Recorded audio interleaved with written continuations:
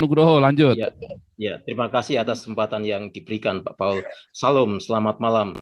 Rahayu Ya, Sagung Dumadi. Uh, setiap konflik, setiap peristiwa akan ada yang pro dan yang kontra. Demikian juga atas konflik Israel yang terakhir lah, katakanlah dalam bulan Mei ini terjadinya peperangan, serangan dari Hamas melemparkan roket ke Israel dan ditanggapi oleh Israel ini membelah bangsa Indonesia. Nah, sebagian besar karena alasan Muslim Brotherhood itu membela Palestina tanpa memahami, tanpa tahu duduk persoalan yang ada dan sejarahnya. Sementara yang di pihak lain seperti kita, yang meskipun minoritas, berdasarkan kebenaran harus berbicara, ya, ya harus berbicara. Tapi itu sudah memakan korban seperti anak siswa di SLTA di Bengkulu itu. Nah, ini yang jadi judul hari ini. Nah, mestinya ya pemerintah dalam mengambil keputusan itu harus mempertimbangkan ini karena kita ini menjadi terbelah, ya. Persatuan seperti yang disampaikan Bapak Jenderal Tobing tadi, persatuan kita menjadi buyar karena sikap pemerintah, ya. Karena itu pemerintah harus berhati-hati, ya. Ini sangat berisiko bagi persatuan bangsa Indonesia.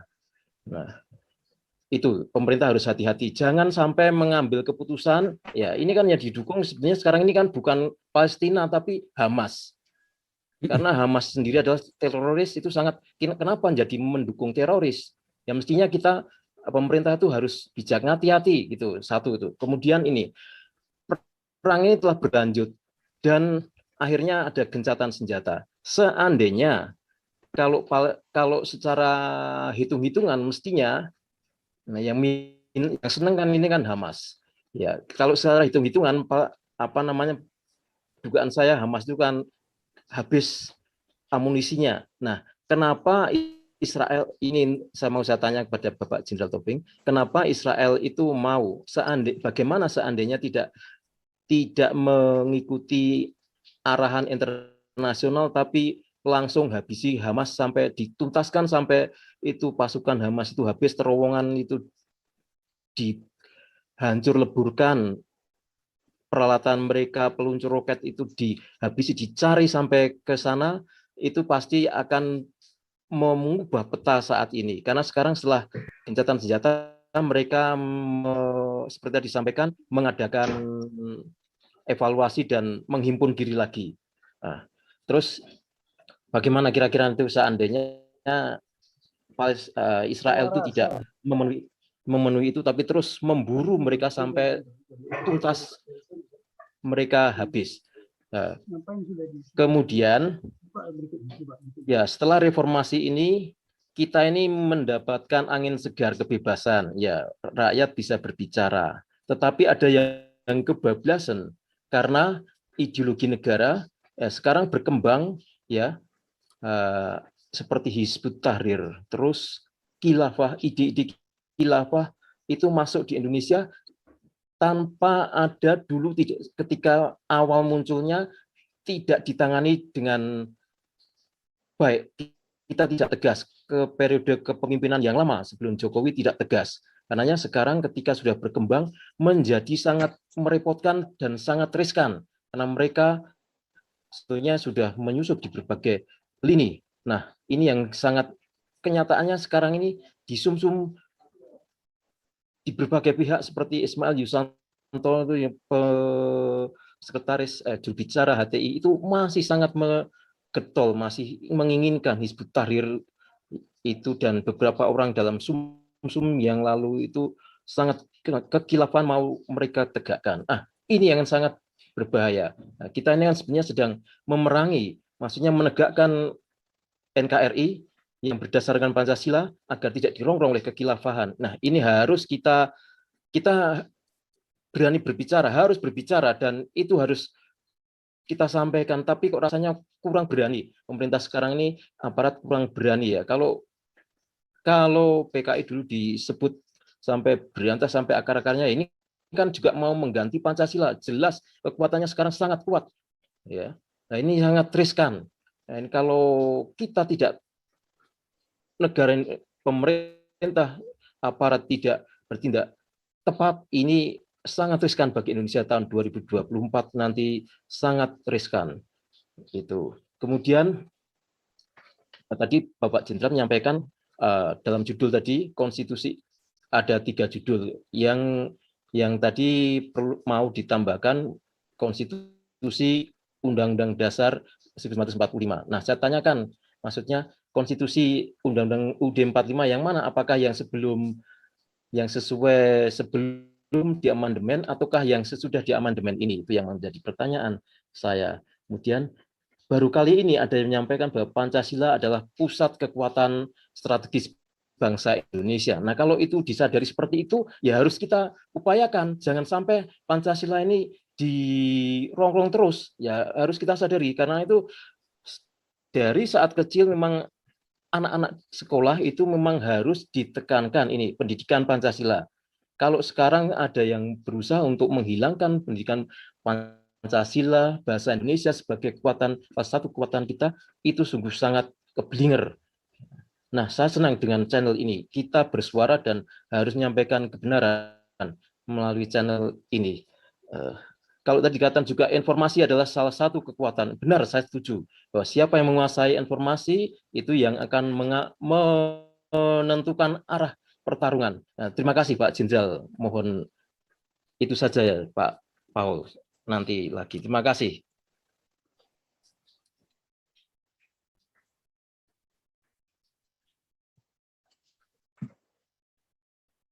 Pak Paul, ini langsung saya jawab.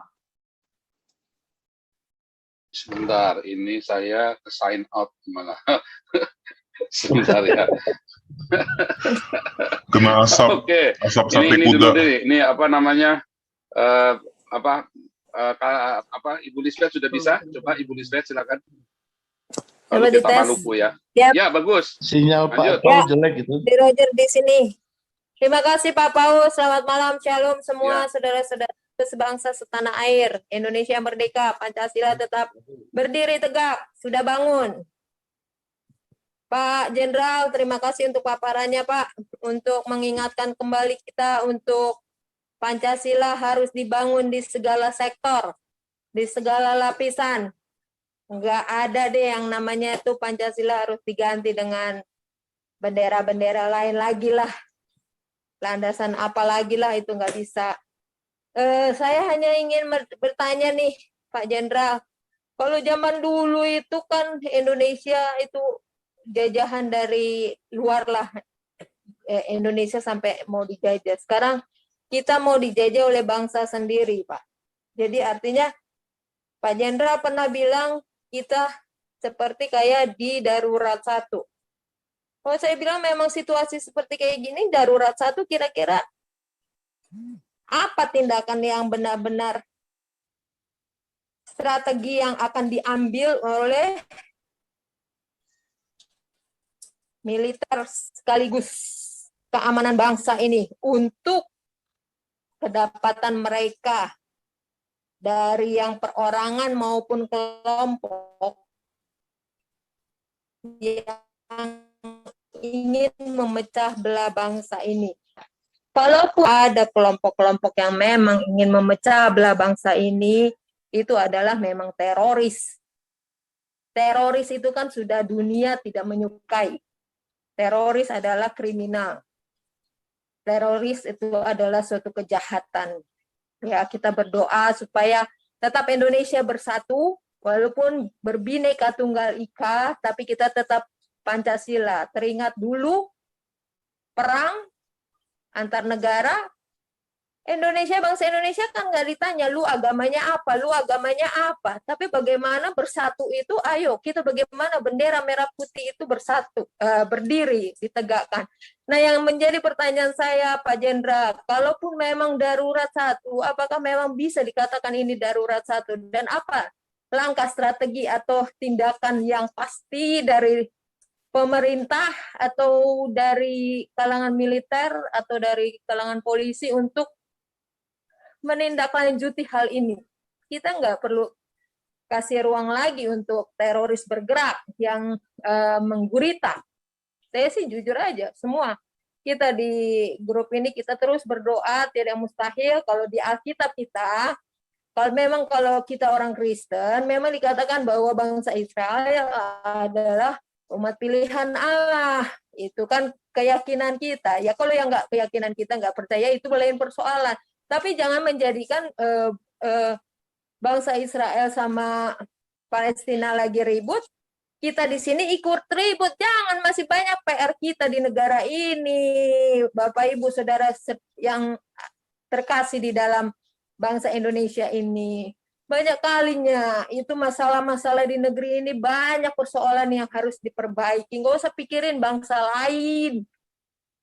Kalau di Alkitab memang udah dibilang itu adalah ketetapan bangsa Israel adalah pilihan Allah, tapi kita nggak usah pikirin di sana juga. Kita pikir di sini bangsa kita bagaimana aman, bagaimana damai, bagaimana yang miskin itu bisa makan, bagaimana tingkat pengangguran itu tidak ada lagi, bagaimana itu sumber alam itu benar-benar dirasakan oleh seluruh warga Indonesia ini gitu loh. Saya gemes juga sih ngelihatnya sih, kalau misalkan memang seperti kayak gitu. Harapan saya ya tetap bersatu, dan itulah pertanyaan saya, bagaimana Pak Jenderal untuk menyikapi ke depan, nggak perlu nunggu 2024, menjelang 2024, nggak perlu nunggu buku selesai Pancasila, artinya tindakan gerakan cepat itu bagaimana Pak? Kira-kira mohon Oke. penjelasan dan paparannya. Terima kasih Pak Jenderal. Ya, Lanjut, Beta Maluku.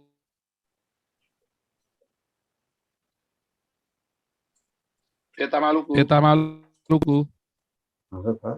Selamat malam. Selamat malam. Didengar, Pak? Selamat malam. Ya, Iya. Beta Maluku. Sharing ini enak denger Pak Jenderal tadi bicara. Waduh, enak-enak.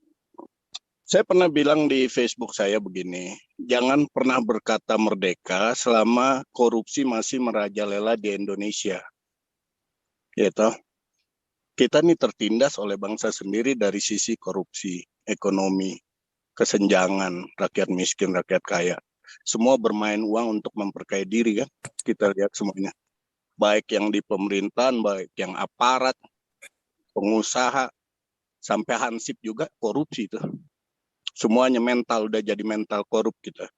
Nah ini yang kita nggak sadar. Kenapa Indonesia nggak maju? Gitu. Karena semua ego masing-masing ingin lebih dari yang lain, serakah, nggak jujur. Gitu. Saya lahir di awal era Pak Soeharto, Orde Baru. Saya terakhir dididik semua pasti dari sekolah PMP ya, ada pelajaran PMP, Pancasila. Tapi setelah kita dewasa kita lihat impact-nya nggak ada. Pelajaran-pelajaran semua itu yang dilaksanakan di lapangan ternyata kamuflase. Gitu. Berarti bukan masalah pengertian ilmu Pancasilanya, tapi mental kitanya. Mental jujurnya nggak ada. Nggak berani bicara A is A, B is B. Nggak berani blak-blakan. Kamu salah. Nanti digoreng-goreng kesannya, lu kayak bener aja. Ya dibalasnya seperti kayak gitu. Membuat orang jadinya, mendingan gue sama deh daripada gue bener sendiri. Nah ini sebenarnya secara umum udah jelas di depan mata. Nah kalau kita lihat sekarang buahnya apa? Indonesia memang masih dijajah. Secara ekonomi dijajah asing-asing. Utang luar negeri itu kan sebagai tanda penjajahan ya, secara keuangan oleh dunia. Indonesia dikontrol. Keputusan-keputusan kebijakan ekonominya juga jadi ikutan dikontrol. Karena kita pinjam uang dari luar. Ya. Kemudian apalagi sekarang budayanya udah dikontrol. Masyarakat di mana-mana udah kayak orang Timur Tengah ya. Cara berpakaiannya. Kemarin Pak Putih bilang ya, budaya Indonesia sudah dijajah. Daerah Padang tari-tariannya udah dilarang, nggak boleh karena pemahaman khilafah itu. Apalagi yang kita dijajah? Macam-macam udah. Ya kan? Memang kita dijajah udah. Nah sekarang kaum mudi pemuda kita dari mahasiswa apa nih BEM melihatnya apa nih situasi kita ini? Apa udah benar-benar berat ke Timur Tengah? Dia punya cara berpikir untuk masa depan Indonesia ini. Mereka pewaris ya. Kita mungkin udah lewat nih, walaupun masih mid age ya, tapi udah 50 tahun gini pasti udah bukan zamannya lagi gitu, udah mereka lah. Nah mereka sendiri apa lihat itu ke depan? Gitu. Nah Pak Jokowi sendiri, menurut saya ini udah dijajah nih keputusan politiknya oleh kepentingan Palestina. Sebenarnya Hamas lagi. Tadi Pak Jenderal bilang dia ada komunikasi dengan pemimpin Hamas. Itu apa nggak dipikir itu melakukan pembicaraan dengan organisasi teroris gitu. Jadi udah kacau balau sih Indonesia nih. Nah mungkin dengan suara-suara kita lewat media sosial ini mungkin lebih bisa menyadarkan masyarakat umum bersuara kompak bareng untuk melakukan perubahan. Tapi ya perubahan itu kembali lagi, kalau masih mental korup ya jangan harap deh Indonesia akan sama lagi gitu. Saya di Amerika ini udah cukup lama, saya lihat perbandingan di sini. Bagaimana hukum benar-benar berjalan, gitu. Semuanya bisa tertib, teratur. Kita lihat infrastruktur jalan nggak ada lubang, trotoar jelas, semuanya bagus, tamannya bagus. Kok Indonesia yang kayak gitu malah amburadul saya ngeliat, aduh kalau di YouTube tuh. Apalagi Jakarta, aduh ibu kota tapi nggak menunjukkan kemegahan yang bersih, tertib, yang bisa dibanggakan nggak ada. Secara umum ya, kalau satu-satu mungkin ada, tapi kalau dilihat seluruhnya enggak. Nah ini yang revolusi mentalnya Pak Jokowi kayaknya mandek nih di periode kedua. Memikirkan 2024 apa gimana sih? Apa sih yang mau dicapai kalau hari ini kita nggak bener mikirin yang 2024 yang masih jauh? Gitu. Begitu deh Pak Jenderal, tolong dibantu terus. Sukses Pak Jenderal. Oke, skip dulu ya.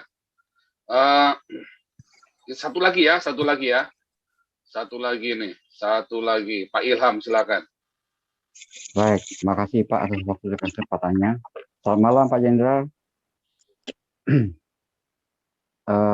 Satu, ke semua situasi dan kondisi yang ada saat ini, atau fenomena kegiatan di hampir seluruh penjuru bumi pertiwi Indonesia, mempertontonkan bahwa nyaris mendeklarasikan bahwa Indonesia sudah tidak berideologi Pancasila. Boleh titip pesan kepada para pemimpin seberang Pak Paul. Wahai para pemimpin agama, para ulama Islam, kalian akan bertanggung jawab dunia akhirat atas pembiaran pengikut-pengikut kalian menista ideologi Pancasila, membiarkan bahkan membangun agar menghancurkan NKRI.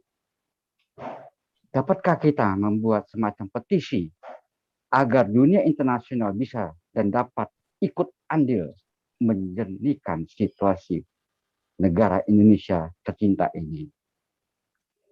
Politikus, para pejabat negara yang berkaitan dengan situasi yang ada, adakah tujuan atau semacam kebijakan yang memilih dan memulihkan Indonesia dengan berani tanpa tendeng-tendeng aling, ambil langkah-langkah konkret walau harus menghadapi risiko-risikonya. Pak Jenderal, Pak Paul, kita sudah memukul gong yang sudah berbunyi begitu keras bunyinya bahwa kita sedang diamati dunia internasional. Bagaimana caranya menemukan aktor yang sesungguhnya atas terjadi di Indonesia?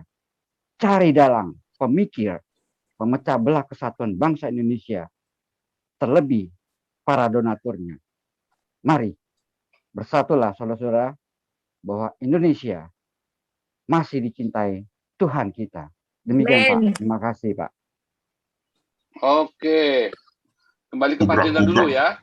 Atau Pak Susu Kuda ini mau masuk? Enggak, Pak Udah Jenderal, tadi ya? Pak Jenderal. Pak Jenderal dulu aja ya. Silakan Pak Jenderal masuk dulu. Saya tadi ke Skip ya. ya skip Oh, tadi ya. ke send out ya. Dan terakhir ya, Pak Gajah ya. Pak Gajah lalu Pak Jenderal, silakan. Oh ya, jadi jadi yang bilang Zionis Nusantara ya, kalau saya baru lihat sih, baru dengar juga, sepertinya PKS itu yang ngomong. Nah, jadi sebenarnya PKS itu ya sama dengan Hamas, ya. Sama-sama berideologi Ikhwanul Muslimin. Harusnya PKS ya lebih ngelihat ke dalam dulu. Ya kalau Zionis Nusantara kan baru sekarang dimunculkan ya. Mungkin dia kaget ngelihat orang Kristen atau channel inilah yang sejalan dengan channel ini sudah mulai muncul dengan mengatakan bahwa Israel bukan penjajah gitu ya. Nah, tetapi justru penduduk asli dari tanah perjanjian itu, dan Palestina juga tidak sama dengan Filistin ya. Itu kan kebenaran ya, kebenaran, tapi mungkin PKS baru dengar gitu. Mungkin presiden juga baru dengar, mungkin Menlu juga baru dengar. Nah, kalau PKS menyuarakan khilafah ya, dan ulama-ulama yang lain kan sudah lama. Dan khilafah itu anti Pancasila dan anti NKRI ya. Mereka mau membangun satu kekuasaan ya. Nanti nggak ada lagi Indonesia gitu. Pokoknya nanti digabung aja khilafah itu kan, maksud mereka begitu. Nah, jadi kita ya mungkin tadi saya lebih suka ya seorang Kristen itu ya memang seharusnya bukan juga menjadi seperti Yahudi, tapi kalau kebenaran ya salah satunya yang sekarang perlu disuarakan. Jadi bahwa Israel bukan penjajah tapi penduduk asli tanah perjanjian ya, yang sekarang yang dituntut oleh Palestina, itu adalah kebenaran. Terlalu banyak hoax ya. Ya ini Gus Dur yang ngomong. Gus Dur mengatakan Hamas itu suka bohong. Ya, sekarang PKS suka bohong juga. Atau memang belum tahu gitu bahwa Al-Maidah ayat 21 ini sudah berapa kali saya ngomong, mengatakan itu adalah tanah yang dijanjikan oleh Allah supaya kepada bangsa Israel, supaya Nabi Musa memimpin bangsanya kembali ke tanah itu. Itu kan di Al-Maidah 21. Jangan Al-Maidah 51 mereka mendiskreditkan Ahok supaya jangan jadi gubernur DKI, mereka yakini, tapi ke Al-Maidah 21 mereka tolak gitu. Itu tidak fair. Harusnya PKS berpikir ke situ. Nah, lalu solusinya bagaimana sebenarnya? Sebenarnya Hamas jangan suka bohong, atau bangsa Palestina jangan suka bohong. Dan itu sudah diketahui oleh Gus Dur. Kenapa? Karena Israel sendiri saat ini bukan seperti Israel yang zaman dulu. Israel sudah menjadi negara superpower di Timur Tengah. Kalau bicara GDP, ya, GDP Israel itu 43.588 dolar. Kalau saya kalimatkan ya, udah masuk CNN juga, 14. Untuk Mesir itu 1/14-nya, ya, atau Israel itu 14 kalinya Mesir, lebih kaya. Dengan Indonesia 10 kalinya, dengan Libanon 8 kali, dengan Saudi Arabia double. Jadi orang Israel secara individu ya lebih kaya dari orang Saudi Arabia, apalagi dengan orang bangsa-bangsa lain yang saya sebutkan tadi ya. Bicara angkatan bersenjata juga sangat kuat sekali ya. Saya ambil contoh yang paling kuat, satu angkatan yang Air Force-nya atau angkatan udaranya, itu satu pesawat Israel ya. Itu ketika mobilisasi umum jauh lebih banyak orang yang sampai 91 orang untuk setiap satu pesawat, atau 3 kali dari Saudi Arabia dan Mesir. Kalau Mesir malah lebih rendah lagi, gitu.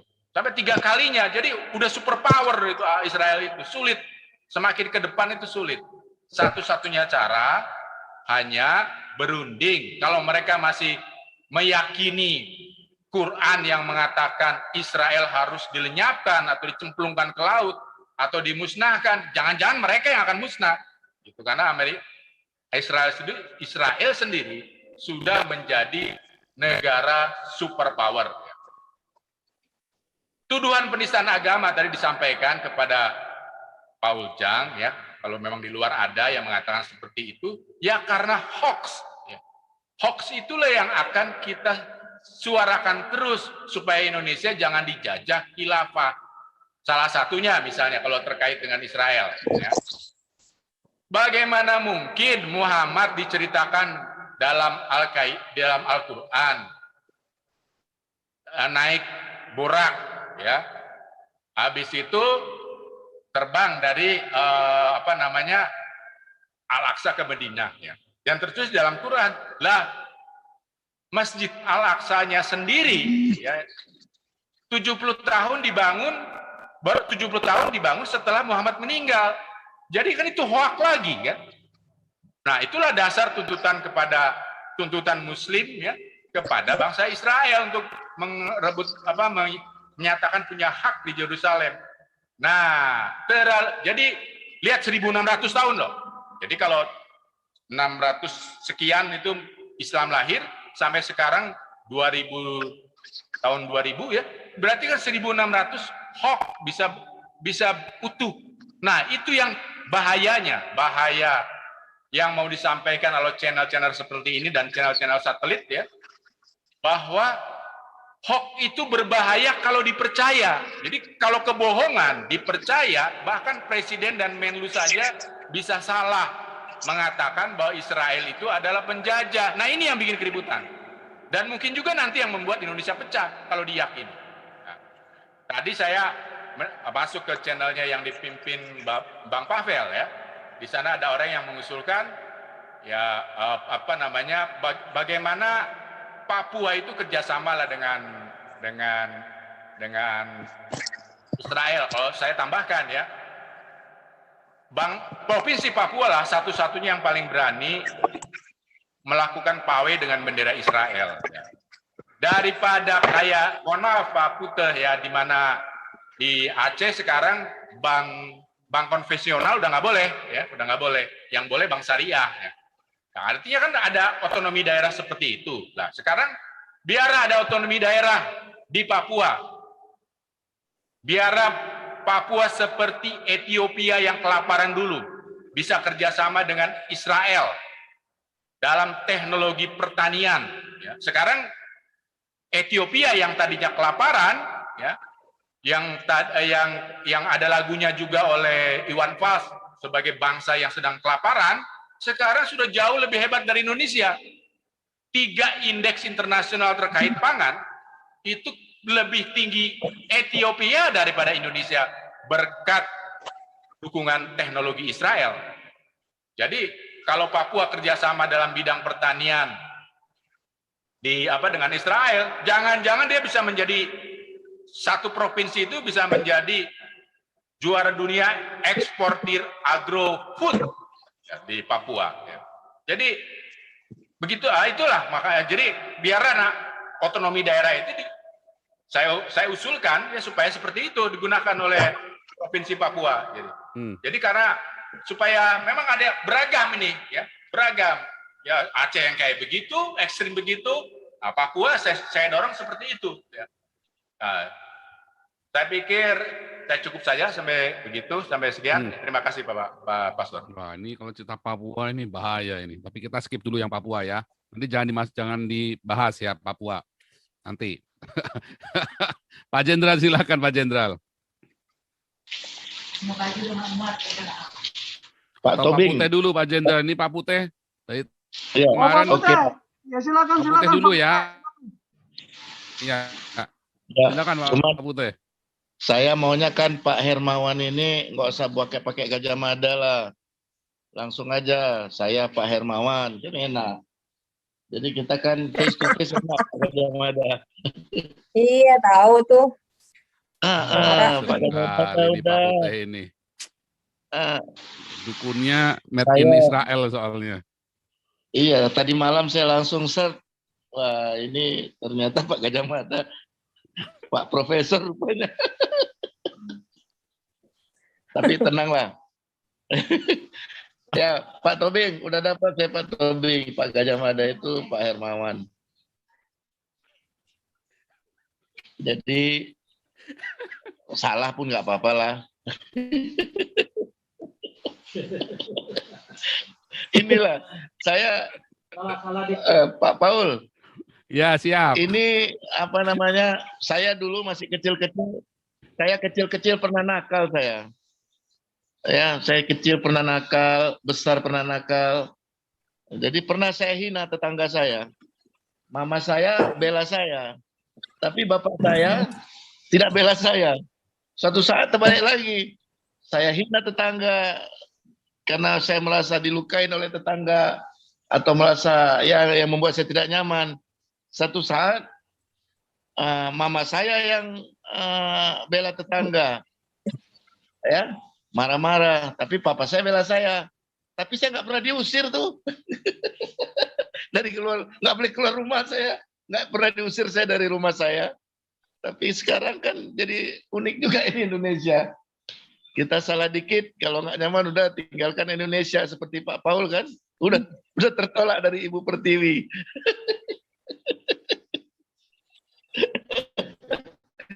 Ini anak sekolah kemarin di Jambi dipecat dari sekolah kan, saya ulangin lagi. Tapi kemudian Salam Marhudatara. Mana Pak Jenderal? Salam Marhudatara Pak. Masyarakat Hukum adat Nusantara.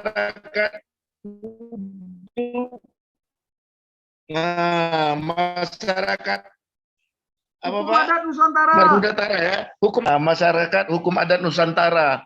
Jadi dengan tampilnya Pak Jenderal malam ini seperti ini tidak bisa koyak. Orang-orang satu dua kemudian kita sama-sama. Wawasan Nusantara berbangsa kita beda tapi kita satu. Ini nggak perlu lagi pakai yang tutup di atas bulat putih atau hitam ya Pak Jenderal ya. Inilah orang terutung. Beginilah pakaian orang terutung. Jadi yang begini kita dikoyak-koyak gara-gara Pak Menteri Retno kemarin. Entah apa alasannya. Dia bisa berani ucapkan itu di PBB, kan kita malu sekali. Saya malu sekali itu Menteri Luar Negeri kita di PBB buat statement seperti itu. Kemarin saya sudah sampaikan, tapi sekali lagi seberapa marahnya mama dan papa saya tidak pernah diusir dari rumah. Ya. Tapi kita hari-hari ini anak bangsa ini ya yang berbeda tapi satu persatu yang kemudian mencari kebenaran menurut apa yang mereka tahu. Mereka terpaksa meninggalkan bangsa ini. Dan ada seperti anak-anak yang masih SMA, masih remaja, yang mencari jati dirinya, berkomen dengan spontan. Waduh, masuk, dipanggil, di kepolisian, segala macam, dikeluarkan dari sekolahnya. Jadi kita suara kita ini kecil banget sebenarnya yang ada di Zoom ini ya. Tapi saya bangga ada begitu banyak orang menonton apa yang kita ucapkan. Kita paparkan bagaimana Pancasila ini supaya tidak robek ya.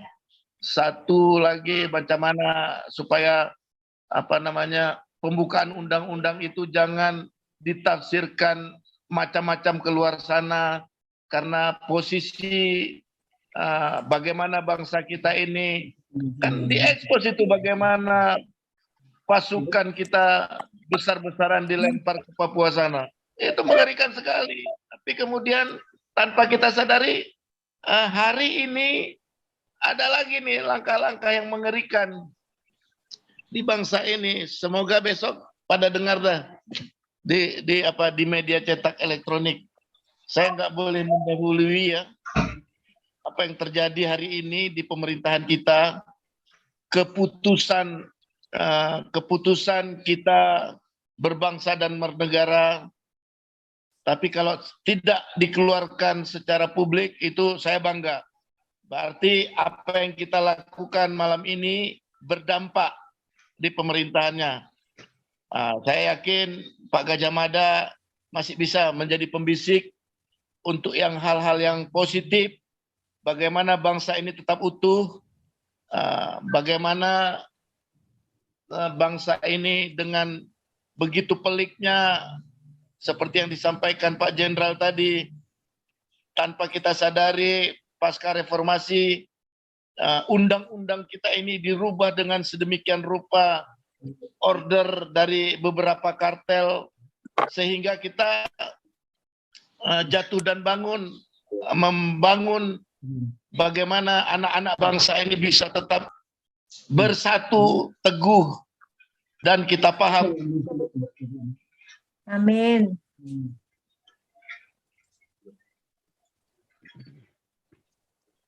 Putus Pak Putih. Suara Pak. Kayaknya bukan putus, itu di mic-nya dimatiin itu.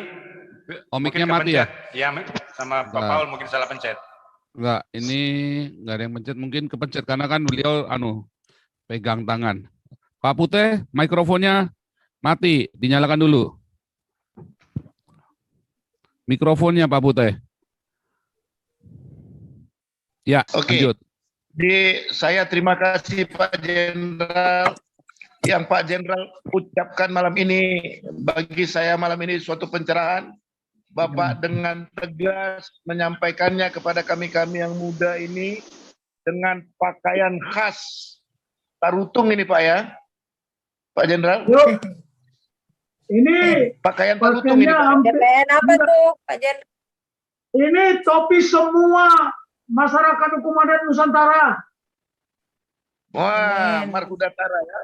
Jadi saya terharu Pak. Dulu masih saya baru-baru lahir, saya bisa melihat lingkungan, bisa paham. Jadi pakaian-pakaian nasional seperti ini dipertontonkan setiap ada acara-acara besar, acara nasional. Kemudian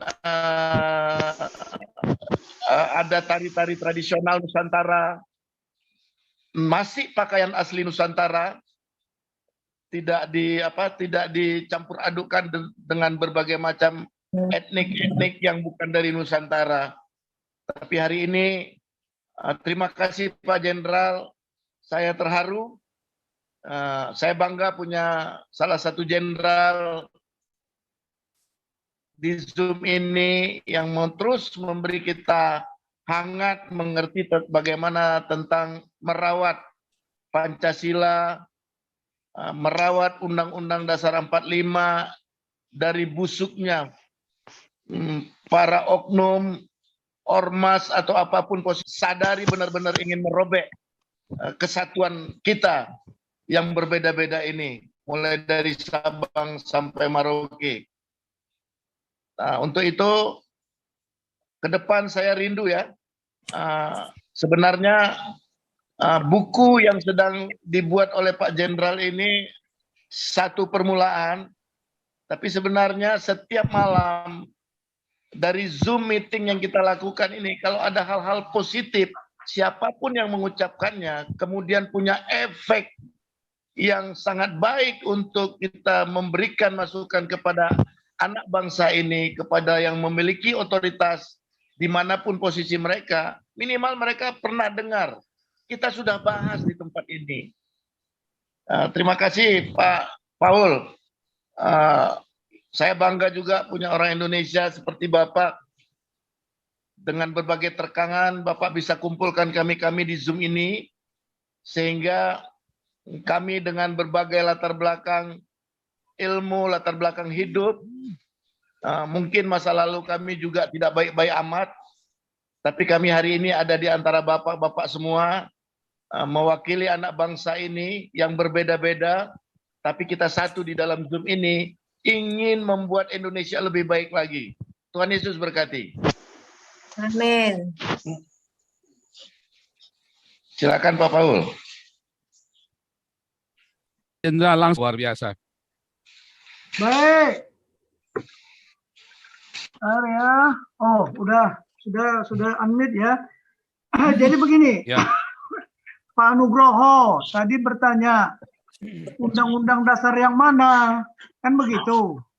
Jadi undang-undang dasar yang masih murni, itu sebenarnya undang-undang dasar tertulisnya Undang-Undang Dasar 1945. Kalau yang sekarang namanya udah dirubah Undang-Undang Dasar NRI 1945. Nah, seharusnya kalau mau lengkap adalah Undang-Undang Dasar Negara Kesatuan Republik Indonesia. Mohon maaf ya, saudara-saudara yang ada di Gemini, NKRI jangan disingkat-singkat. Ya, karena K-nya itu bisa bermacam-macam, negara khilafah, Republik Indonesia. Ya, makanya saya selalu menyampaikan tidak pernah saya singkat. Bahkan ketika saya ngajar pun di Sesko Angkatan, di Sesko TNI, jangan disingkat NKRI harga mati. Karena K-nya itu berbeda. Menurut mereka pun harga mati. Mohon maaf ya. Mulai ke depan kita jangan bilang NKRI harga mati, NKRI harga mati. Karena K-nya itu bisa bermacam-macam. Bisa khilafah, bisa kapitalis, bisa kafir, ya macam-macam. Ya, Negara Kesatuan Republik Indonesia. Tolong bedakan negara persatuan sama negara kesatuan. Kalau persatuan itu United seperti Inggris lah, United Kingdom. Dia ada Irlandia Utara, dia ada Irlandia, ada Skotlandia, ada Wales, ada Britania Raya. Itu beda. Tulis jangan sama... Kalau kita Jenderal unity, ketika gimana? Halo? di saut sebab nanti potong-potnya Pak Jenderal. Oke, silakan lanjut.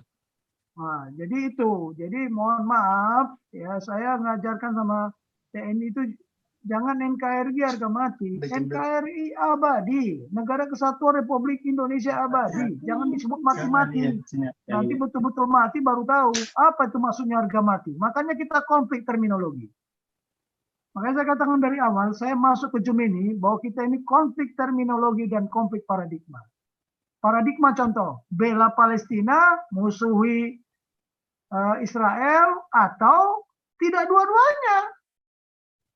Karena kita kan bebas dan aktif. Kalau kita memilih salah satu, kita bebas nggak? Nggak bebas. Bisa aktif nggak? Nggak bisa. Terkunci. Katanya politik luar negeri kita bebas dan aktif. Yang kedua, kalau kita mau bebas dan aktif, kita udah punya kekuatan tidak? Punya kemampuan tidak? Nah, jumlah manusia kita banyak, oke lah. Katakan sudah 250 juta lebih. Itu kekuatan, kemampuannya.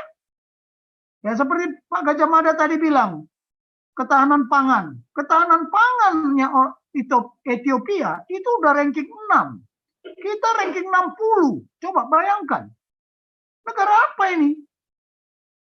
Loh, kalau Batak merdeka ya, kami kaya raya loh. Kami bisa berhubungan dengan Israel. Bukan nggak bisa. Bikinlah negara ini khilafah. Kami pasti berontak. Emangnya Jenderal Batak itu bodoh-bodoh apa? Hah? Emangnya Jenderal Batak itu nggak jago-jago perang? Yang bilang siapa? Jadi jangan coba-coba membuat negara ini menjadi khilafah. Ya. Saya duluan di depan, robek-robek dada saya. Itu aja. Banyak itu jenderal-jenderal Batak. Ya kita merdekakan aja semua. Sesuai dengan kesepakatan dulu. Jika negara ini menggunakan syariah, kita tidak mau bersatu. Itu dulu para ponding Paris ngomong gitu, kok berani? Kenapa kita nggak berani? Nah inilah satu-satunya cara. Ya kan? Itu bayangkan aja sudah dideklarasikan khilafah-khilafah. Emangnya mereka aja yang kebal. Coba tanya Raja Uti itu. Ya, orang Batak itu punya keahlian, tidak bisa dilihat. Bisa menghilang kalau mau pakai ilmu-ilmu yang jago-jagoan. Ya tanya Raja Uti itu loh, Raja Uti mana kok nggak pernah muncul lagi itu. Kemudian ke Ibu ikut prajurit Kristus ya. Jadi Pak Nugroho coba dicek bukunya itu, lihat Undang-Undang Dasar sekarang udah berubah nggak namanya. Ya, makanya kita harus jeli. Saya titik koma juga saya perhatikan itu. Makanya dulu saya temukan kan, sekarang saya jadi, wah itu Jenderal Tobing berani sekali buka. Ya memang kenyataan, makanya tadi apa yang benar, bukan siapa yang benar. Ya kan? Makanya kita tantanglah. Karena apa? Kemarin sudah saya kirim juga sama Pak Paung kan. Ya, rebut kembali Pancasila. Nah, benar nggak itu kira-kira? Siapa yang merebut? Ya mengapa betul perlu direbut? Itu kan pertanyaan besar. Nah, kepada ibu apa ikut serta apa ikut prajurit ya, ikut karakter Kristus. Oke, masalah keterlibatan TNI sampai sekarang aja diobok-obok undang-undang. Saya udah ngomong dari dulu, bukan undang-undang perbantuan, tapi undang-undang pelibatan TNI.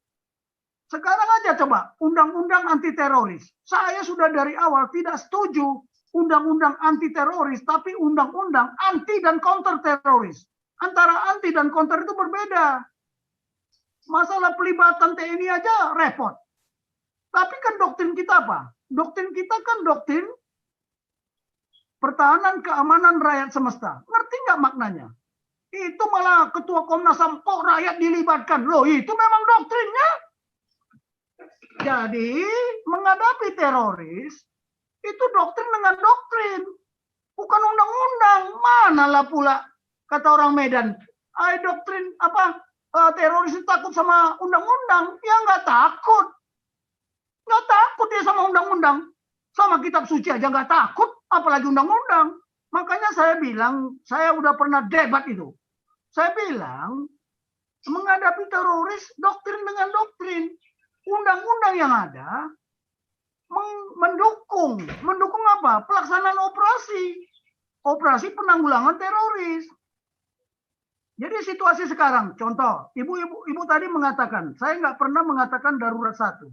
Situasi sekarang kita sudah krisis, darurat di ideologi, darurat di politik, darurat di ekonomi, darurat di sosial budaya, ya, darurat di bidang pertahanan, darurat di bidang keamanan. Kita boleh buka nanti besok. Untuk apa? Kita boleh mengkritisikan, katanya pemerintahan minta dikritisi. Tapi kita harus memberikan solusi. Saya nggak mau hanya mengkritisi. Saya berikan solusi nanti. Ini loh harusnya. Ya Pak Nugroho, maaf. Ya kemarin kita janganlah mengulang-ulang. Saya bilang kan, proses pengambilan keputusan itu sudah ada nggak? Bagaimana cara sih mengambil keputusan pemerintahan negara ini? Makanya besok kita buka, mereka melakukan hal ini apa tidak? Dan ini berlaku universal, seluruh dunia, ya, seluruh dunia pemerintahan yang sudah maju-maju, mereka mengambil proses pengambilan keputusan bukan prosedur, tapi kita kena prosedur. Nah sekarang contoh, kenapa TNI tidak terlibat? Kenapa TNI tidak bertindak? Karena kita diatur dengan undang-undang. Situasi sekarang tertib sipil. Pemerintahan negara belum mengatakan ini darurat militer. Nah, ketika tertib sipil, siapa yang bertanggung jawab? Ya pemerintah daerah, pemerintah pusat. Ingat ya, presiden itu kepala negara dan kepala pemerintahan. Ketika negara dalam keadaan darurat, dia yang harus memutuskan. Ketika Bung Karno dulu kan memutuskan apa? Kembali kemana? Ke Undang-Undang Dasar 1945. Karena dalam keadaan darurat. Darurat apa? Kita menghadapi persoalan trikora.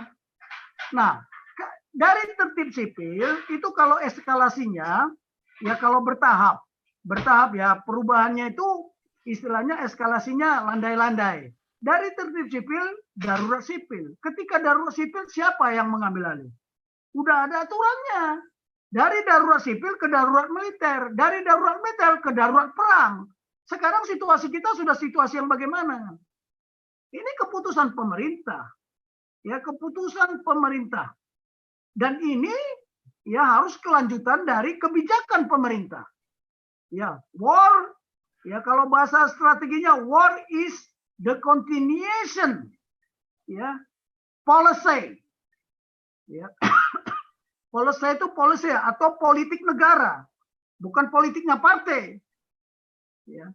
Nah ini yang perlu diwaspadai karena ilmu kita nggak sama, pemahaman kita tidak sama tentang strategi. Jadi kalau Ibu bilang, kenapa militer kok tenang-tenang aja? Ya keputusan pemerintah lah. Apa keputusan pemerintah? Nah, kemarin terjadilah pergeseran paradigma lagi, terminologi. Dari ya mereka-mereka yang di Papua, dari separatis atau KKB, pindah sekarang menjadi teroris. Ya kita lihat saja, kan sudah saya katakan, terjadi pergeseran paradigma akan terjadi benturan. Ya kita lihat aja benturannya seperti apa nanti, dampaknya seperti apa. Sama dengan ini, kita ketika paradigma konflik Israel dan Palestina, muncul paradigma, kita membela Palestina mati-matian, memusuhi Israel. Ini paradigma loh. Ini paradigma. Lihat, benturan nggak? Sekarang muncul ke permukaan. Nah, kemarin sudah saya jelaskan kenapa ini begini. Kan ada isu-isu strategis. Mengapa pemerintahan Negara Kesatuan Republik Indonesia mengambil keputusan untuk membela Palestina? Sudahkah melalui proses pengambilan keputusan? Nah, besok ya kita buka aja lah. Apa mereka mengerti proses pengambilan keputusan berbangsa dan bernegara ini? Apakah hanya orang-orang tertentu saja yang memutuskan? Padahal yang namanya perang, ya itu apa? Mati hidupnya negara. Itu kata Sun Tzu loh ya. Perang itu merupakan apa? Mati hidupnya negara. Hati-hati loh. Makanya harus dipelajari. Sudahkah kita pelajari sejarah Israel? Sudahkah kita pelajari sejarah Palestina? Sudah kita pelajari konfliknya sejak dulu kala sampai sekarang? Sampai di masa yang akan datang? Ini yang tidak ada. Saya kadang-kadang jengkel juga. Saya tadi juga ditegur sama teman-teman saya. Saya bilang, apakah kalian menegur saya? Ya, kalau kalian bisa, kalian ngomong lah. Ya, berikan pencerahan. Coba. Besok saya kasih tahu sama Anda bagaimana kita mengambil apa caranya proses pengambilan keputusan, keuntungan dan kerugian. Kalau kita membela Palestina, kalau kita memusuhi Israel, kalau kita membuka hubungan diplomasi dengan Israel, ya nanti Bu Koni juga banyak cerita lah. Ya, dengan data yang ada. Makanya informasi sekarang udah lama kok. Saya sejak Taruna sudah disampaikan sama gubernur saya dulu waktu di Akmil. Di masa yang akan datang, siapa yang menguasai informasi, dialah jadi pemenang. Makanya geopolitik berubah. Kemarin juga udah saya sampaikan berkali-kali kan, bahwa informasi sekarang bukan komplimen. Informasi sekarang senjata. Nah, yang berbahaya apa? Kalau itu menjadi propaganda, disampaikan berkali-kali walaupun bohong, suatu hari akan jadi kebenaran. Nah, siapa yang menyampaikan kebohongan itu? Siapa yang bohong itu? Pernahkah Tuhan Yesus berbohong? Sekarang saya tanya, ya silakan aja terjemahkan masing-masing lah kita. Siapa yang suka berbohong? Ajaran mana yang berbohong? Kan begitu. Baik, jadi itu ya. Jadi bagaimana TNI mau bertindak kalau keputusan negara nggak ada? Apalagi terikat. Terikat sama apa? Itu Undang-Undang TNI nomor 34 itu, yang 2004, yang saya tidak suka itu. Tahu nggak? Itu memang didesain supaya TNI itu dibonsai. Kemarin kan udah saya bilang, pusat kekuatan itu, pusat kekuatan semangat persatuan dan kesatuan keindonesiaan. Tapi ada lagi, kebebasan bermanuver, kebebasan bertindak. Sekarang kita punya kebebasan bertindak nggak di Timur Tengah? Belum sampai di sana aja udah dihajar sama Amerika mungkin. Ingat, memusuhi Israel, kita memusuhi sekutunya. Ya. Ya kan? Memusuhi Israel sama saja memusuhi sekutunya. Siapa sekutunya? Mereka-mereka yang mendukung Israel merdeka. Buka sejarahnya. Makanya kalau Bung Karno bilang apa? Jas merah, jangan sekali-kali melupakan sejarah. Pertanyaannya, sejarah yang mana? Sejarah dunia atau sejarah Indonesia? Nah, mohon ini kita menjadi pertanyaan. Nah, mungkin saya nggak tahu ya, sekarang masih diajarkan nggak sejarah dunia itu? Ya, masih diajarkan nggak sejarah dunia itu? Bagaimana Genghis Khan menguasai 2/3 dunia? Ya, bagaimana dulu Inggris merebut dari Turki? Bagaimana Turki mengalahkan Romawi Timur ya? Romawi Timur atau Romawi Barat itu? Konstantinopel. Nah, itu kan sejarah. zaman Empire State sama sekarang kan sudah beda. Nah, perubahan-perubahan itu tolong dilihat gitu loh. Ya, kemarin Jerman membunuh 6 juta, kenapa nggak dibilang itu masalah kemanusiaan? Halo? Makanya dulu ketika kita ngomong, wah itu kan Hitler itu Kristen. Iya, tapi dia bunuh orang Kristen juga kan? Nah, yang begini-begini ini coba dipikir apa faktornya. Karena masalah kepemimpinan. Hati-hatilah, kepemimpinan sejati, the great leadership, sama kepemimpinan manipulasi. Nah, ini yang bahaya, manipulator. Di Indonesia itu kita bisa lihat mana kepemimpinan manipulasi, mana kepemimpinan sejati. Makanya kan saya bilang, bedakan great act of leadership. Ini kita sudah mengajari junior-junior, generasi-generasi penerusnya ini bingung mana yang harus dicontoh. Ya, mohon maaf. Jadi Ibu ikut karakter Kristus, itulah yang saya bisa jawab. Jadi kenapa? Ya mereka militer tidak bisa sekarang bertindak, diatur. Ketika dia bertindak nanti dibilang apa? Militerisme. Ketika reformasi tentara back to barak. Ya kan? Back to barak. Nah, itulah. Padahal dulu di fungsi maunya siapa? Sekarang TNI juga nggak ada undang-undang, nggak ada doktrin dui fungsi, dipaksa berdui fungsi. Malah multifungsi sekarang, sampai nyuntik-nyuntik orang vaksinasi pun disuntik-suntik sama tentara coba. Hah? Proses pengawalan vaksin juga tentara, pengiriman vaksin juga tentara. Bukankah itu lebih multifungsi? Lebih parah lagi sipil-sipil ini. Saya jujur aja lah. Dia malah multifungsi. Penguasa jadi pengusaha, pengusaha jadi penguasa. Gimana sih? Ini negara ini mau dibawa kemana saya juga nggak tahu. Sorry ya, itulah yang saya bisa sampaikan. Kemudian boleh Pak, ini lagi Pak. Jangan dipotong dulu, jangan dipotong dulu. Lanjut Pak Jenderal. Oke. Nah, tadi Pak Ilham nggak ada komentar ya, hanya komentar aja bahwa sudah tidak lagi berideologi Pancasila. Silakan aja nanti besok kita lihat fakta. Survei membuktikan apakah kita masih Pancasila atau tidak. Itu nanti akan dibuktikan ketika 2024. Ya. Nah, kemudian Pak Gajah Mada nggak ada, dia hanya menambahkan aja saya lihat. Ya kan nggak ada yang dikomentari saya lihat. Masalah Hamas. Makanya besok ketika kita membahas proses bagaimana, proses. Kalau namanya proses itu di situ ada transformasi, di situ ada informasi, bagaimana proses. Ya, bagaimana proses cara mengambil keputusan pemerintahan negarawan. Sudah sesuai nggak dengan standar? Tadi kan saya bikin standar patokan, benchmarking yang berlaku baik secara universal maupun nasional yang sudah dilakukan oleh siapa? Para founding fathers kita. Sudah nggak? Saya melihat ini kacau balau kita semua. Mengambil keputusan sesukanya aja. Tidak mewakili bangsa dan negara loh ya. Emangnya membela Palestina itu udah mewakili bangsa dan negara Indonesia? Kalau itu keputusan presiden atau keputusan menteri luar negeri. Belum tentu yang lainnya setuju. Karena tidak melibatkan apa? Tokoh intelektual tidak dilibatkan, tokoh adat tidak dilibatkan, tokoh masyarakat tidak dilibatkan, tokoh agama tidak dilibatkan. Anda saya bilang kemarin. Saya sampaikan kemarin. Nah itu. Jadi mohon maaf, saya memang besok kita buktikan, kita kalkulasi untung dan ruginya, cara bertindak yang diambil pemerintah. Saya yakin mereka mengambil proses pengambilan keputusan mereka mengambil keputusan tidak melalui proses, tapi prosedur.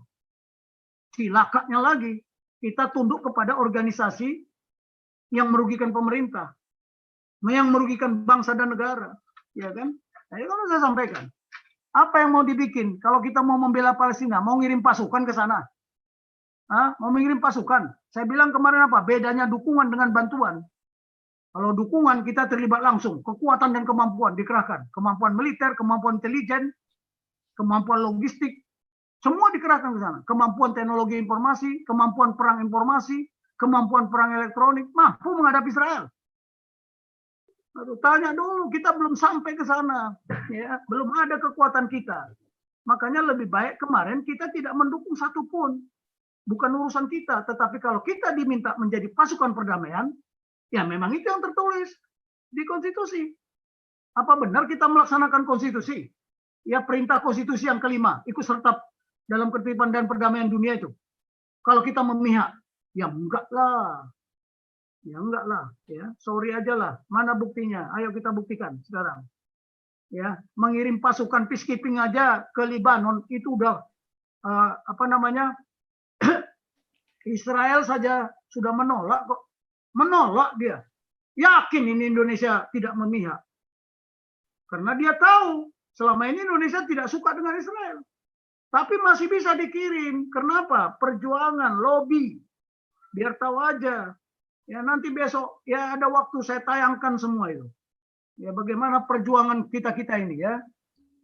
Mohon maaf lah. Ini aja dulu yang bisa saya sampaikan. Saya kira sudah terjawab semua ya. Kalau ada yang belum puas. Tadi ada pertanyaan saya tanya. yang terkait seandainya seandainya Israel tidak mengikuti tuntutan untuk gencatan senjata, misalnya melakukan operasi, terus bagaimana gitu. Loh sekarang kan begini. Kenapa Israel menerima saran dari Mesir? Ingat ya. Itu kerja kerasnya Mesir loh ya, gencatan senjata itu bukan kerja kerasnya Menlu. PBB mengucapkan terima kasih bukan kepada Menlu kita, tapi kepada apa? Kerja kerasnya Mesir dan Qatar. Nah sekarang pertanyaannya, mengapa Israel mau menerima gencatan senjata itu? Dia tahu sebenarnya Hamas itu sudah nggak punya kekuatan, roketnya sudah habis.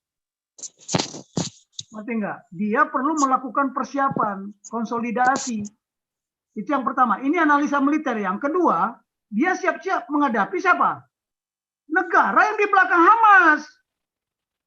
Oh, Hamas sudah nggak ada apa-apanya. Udah habis roketnya. Menunggu. Bahkan ada informasi, roket-roket yang dimiliki Hamas itu roket-roket yang sudah hampir kedaluarsa. Saya beritahu ya, di Sudah akhir, itu, Pak. Apa? Halo? Sudah expired. Informasinya jadi, dari itu kan expired kata saya Pak Ibu Koni ya. Oke, saya mau kasih jadi tahu di mereka sini. hanya menghabiskan roket-roket itu saja supaya dapat suplai baru. Kurang ajar jadinya Pak Jenderal. Saya mau kasih tahu ya, setiap senjata, sistem senjata apapun, ada namanya save life. Ya, makanya kalau saya mau beli senjata, dulu ya saya mengkaji, kalau TNI mau beli senjata, yang pertama itu save life. Save life itu usia pakai. Usia pakai senjata itu berapa lama?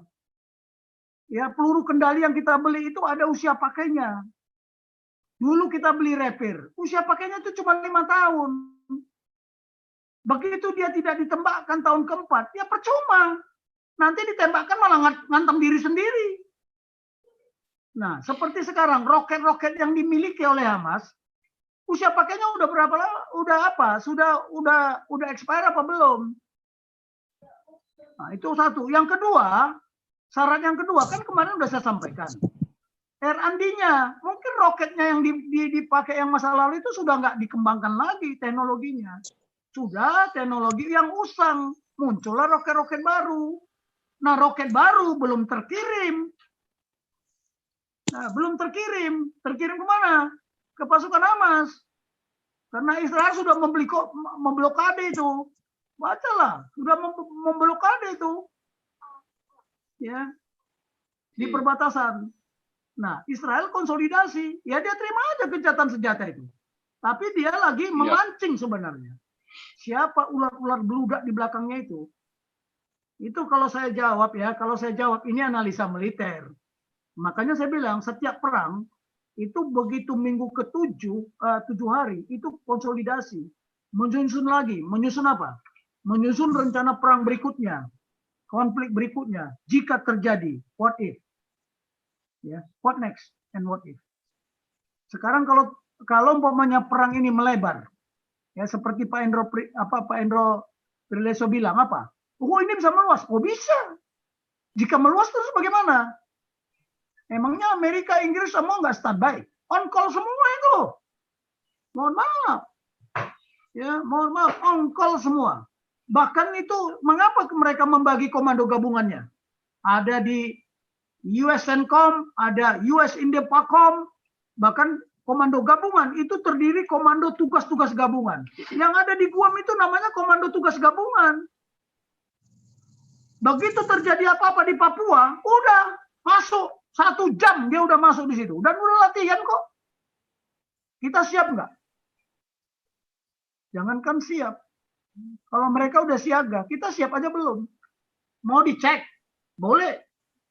Ya, ini kalau ada pertanyaan lagi mengenai, karena saya mau masuk ke tadi saya kirim juga Pak Paul. Tadi ada saya kirim bahan saya. Ini bahan saya ini harusnya saya paparkan di tempat Pak Ikin, tapi Pak Heri, tapi dia kena take down. Ya udah saya paparkan di sini aja, sama aja. Mana? Belum kirim Pak Jenderal. Masa belum? Belum masuk. Ini tadi saya lagi Belum tunggu. masuk ya? Tadi belum berani potong. Ini gini aja, ini lanjut dulu Pak Jenderal tolong kirim. Terus ini Oke. Pak Opung JJ, lalu lanjut Tambah Jakarta sedikit Sihol dong, ya. Pak. Opung Tambah JJ ini. silakan. Oke, Apa? baiklah, silakan. Kalau ada yang masih mau Opung bertanya. JJ, mumpung Opung saya- JJ dulu, lalu Jakarta Sihol. Wah, Nanti Horas, urutannya itu Abang dulu Guru. ya. Ya, Ya, oke, Horas, Opung Horas. JJ.